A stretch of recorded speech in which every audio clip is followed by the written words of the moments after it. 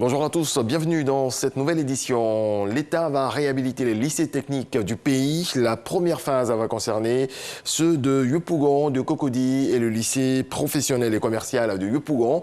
Le coup de pioche a été donné au lycée technique de Cocody, coût de ce vaste projet qui va s'étendre à tout le pays, 36 milliards de francs CFA. Mama Traoré. Le lycée technique d'Abidjan. Il a été construit en 1959 et le poids de l'âge se ressent sur les bâtiments et les salles d'apprentissage. Le lycée technique et le lycée professionnel et commercial de Yopougon affichent également un tel niveau de vétusté, de quoi susciter pour ces trois centres un plan d'urgence de rénovation et de rééquipement initié par l'État. Les travaux vont consister à une réhabilitation profonde, depuis le plafond, la charpente, les carrelages, la peinture, les aluminiums et même les portes en bois, tout va être repris entièrement. Et par la suite, aussi tout ce qui est plomberie sanitaire, tout ce qui est électricité vont être vus pour donner quand même un cadre de vie confortable à nos étudiants. Sinon, pour la rentrée, les étudiants pourront rentrer dans les salles de classe entièrement rénovées. En plus de la réhabilitation des salles de cours, les salles d'apprentissage seront également dotées de nouveaux équipements à la faveur de ces travaux qui vont durer 2 ans, comme pour attester de la volonté de l'État à bâtir un capital humain compétent et adapté aux besoins du marché de l'emploi. Il s'agira, à mon sens, d'avoir les établissements les mieux tenus, des établissements qui attirent et qui inspirent aussi confiance. Et il faut mettre les enseignants dans de bonnes conditions de travail, d'apprentissage. L'idée, c'est progressivement d'avoir la réhabilitation de tout le dispositif existant actuellement et de voir aussi avec l'appui de l'État et de nos partenaires comment nous allons reconstruire encore des lycées techniques et professionnels dans les différentes régions du pays. Outre Abidjan, ce vent de rénovation va aussi s'étendre aux établissements d'enseignement technique et professionnel de l'intérieur du pays. Dans l'ensemble, ce vaste programme de modernisation va coûter 36 milliards de francs CFA à l'État. 8 élèves et étudiants vainqueurs du concours national de physique récompensés. La remise de prix s'est tenue à l'université Félix Houphouët-Boigny de Cocody, initiée par le ministère de l'Enseignement supérieur et de la Recherche scientifique à travers la Société ivoirienne de physique. Ce concours est à sa première édition. C'est ce que nous dit Jean-Marc Djadji. Les physiciens de demain récompensés à l'issue du concours national de physique 2021. Au nombre de 8, ils ont brillamment réussi aux épreuves écrites de physique, de mécanique, d'optique et d'électricité. Pour ces lauréats, promouvoir la physique reste primordial.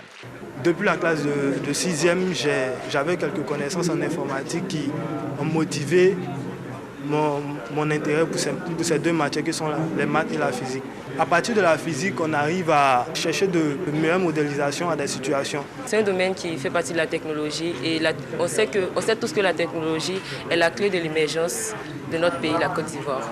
Le ministère de l'Enseignement supérieur et de la Recherche scientifique, à travers ce concours, veut déceler les jeunes talents et les inciter à s'orienter vers les formations technologiques, des disciplines vitales pour l'économie ivoirienne. Lorsque vous avez un pays comme la Côte d'Ivoire qui aspire à l'émergence, il faut savoir que cette émergence, ça nécessite la transformation structurelle de notre économie qui doit passer du mode de production agricole au mode de production industrielle. Or, cette transformation nécessite absolument la maîtrise de tout ce qui est science et technologie. C'est vrai, la physique comme les mathématiques, ça peut sembler difficile, mais ce n'est pas sorcier, ce n'est pas impossible à y arriver. Si nous y sommes arrivés, il n'y a pas de raison que les autres n'y arrivent pas. Ils ont des camarades qui ont été primés aujourd'hui. Bon, il faut qu'ils prennent exemple sur eux. Au total, 132 candidats issus de 15 établissements de l'enseignement secondaire et supérieur ont participé à cette première édition du concours national de physique. Ces travaux vont favoriser une meilleure fluidité dans la commune de Cocody. Il s'agit de l'élargissement de la voie partant du carrefour Mbadon, rond-point Mputo, ambassade des États-Unis en passant par le carrefour Solbeni. Le ministre Amédée Kouakou a effectué une visite de chantier sur cette voie longue de 8 km. Jean-Louis Mango. Riviera Golf, sur le chantier d'élargissement de la voie allant du carrefour Solbeni à l'ambassade des États-Unis. Séance d'explication entre le maître d'ouvrage, la Géroute, l'entreprise en charge des travaux et le ministre Amédée Kouakou. Le ministre de l'équipement et de l'entretien routier est venu s'enquérir du niveau d'exécution générale de ce projet dont le principal objectif est de désengorger ce tronçon. Aujourd'hui, vous voyez la densité de la population. Le matin, nous avons une congestion de trafic très importante. C'est pour ça que le président a souhaité qu'on fasse cette voie. Nous avons bon espoir qu'on va pouvoir tenir ces délais.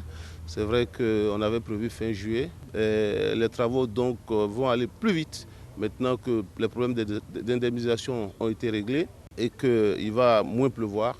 Donc on pense que tout ça va aller vite. Les travaux portent notamment sur l'élargissement et le renforcement en 2x2 voies d'un tronçon de 8 km dans le quartier de la Riviera Golf et la construction d'ouvrages d'art.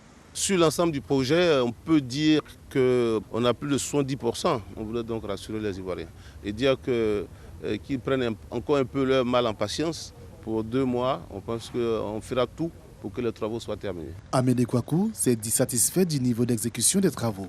Le chantier devrait pouvoir être livré avant fin 2021. Le coût de ces travaux est estimé à 22,6 milliards de francs CFA.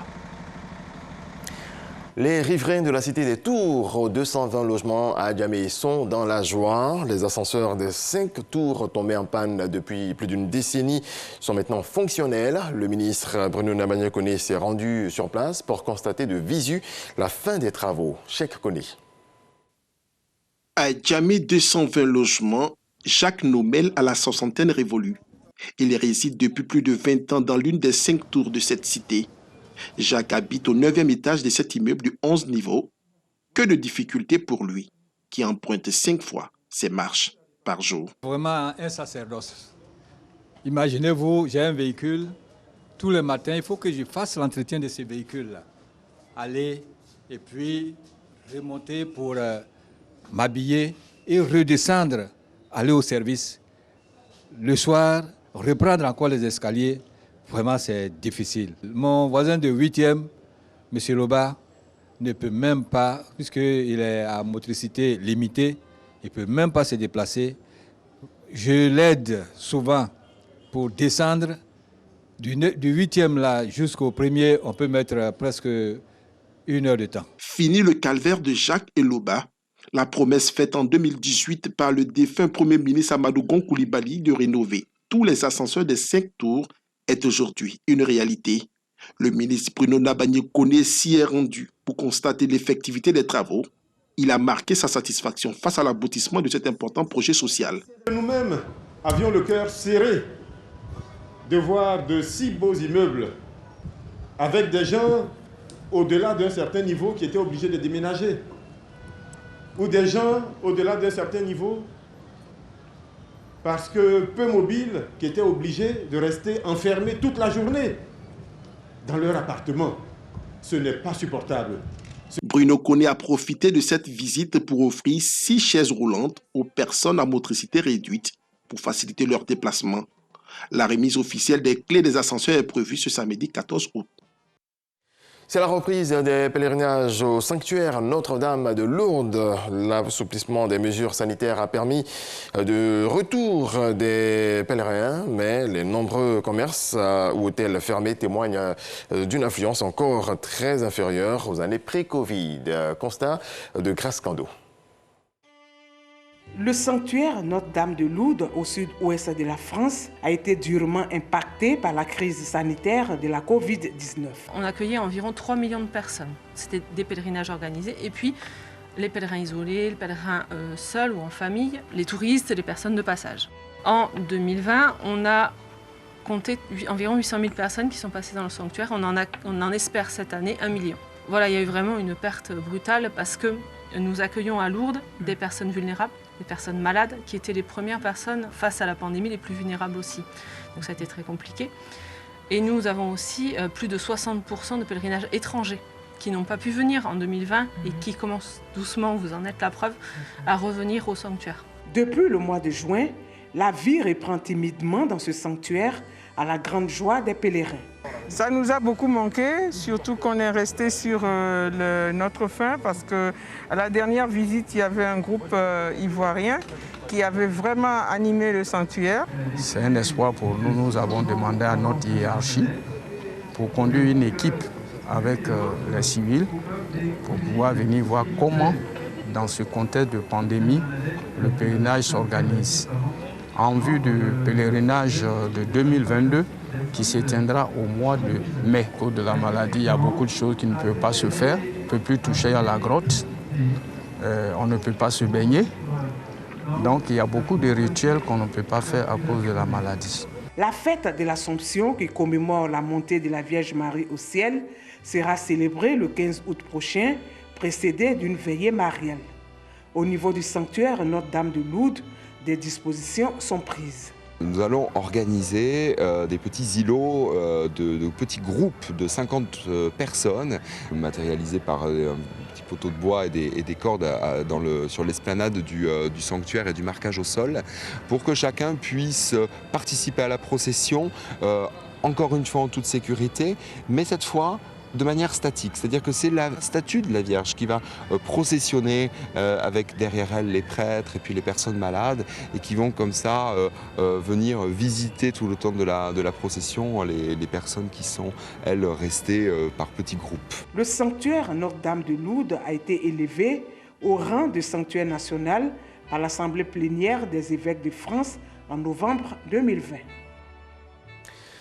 C'est une molécule qui va simplifier la prise en charge des enfants atteints du VIH-Sida. Le ministère de la Santé, de l'Hygiène publique et de la couverture maladie universelle a lancé la formule dolutegravir. La Côte d'Ivoire est le premier pays en Afrique qui dispose de cette molécule, accessible gratuitement dans les pharmacies. Walter Amadou Ouattara. Hôpital général de Koumassi, une cérémonie symbolique de lancement de dolutegravir DGT 10 mg. C'est une nouvelle molécule qui permet d'améliorer la charge virale chez les enfants de 20 kg vivant avec le VIH. Depuis plusieurs mois, l'hôpital général de Koumassi a commencé à prendre en charge. Aujourd'hui, nous venons faire un lancement officiel. Ceci pour informer toute la population ivoirienne et aussi informer tous les prestataires qui doivent désormais, pour les enfants, prescrire le dolutegravir en fonction des directives nationales qui ont été signées. La disponibilité de ce médicament antirétroviral à la pharmacie de l'hôpital général de Koumassi et bientôt dans les autres centres de santé a été possible grâce à l'appui du PEPFAR. Nous, personnels de santé, on est contents parce que 3 mois après le début de ces médicaments-là, quand on fait la charge virale, elle est supprimée et on a moins d'enfants sur nos bancs de consultation. On est sûr qu'on aura des adultes en bonne santé demain et la chaîne de transmission du VIH va se rompre. Le lancement de cette formule de soins a été marqué par une visite des services de pédiatrie et de la pharmacie de l'hôpital général de Koumassi.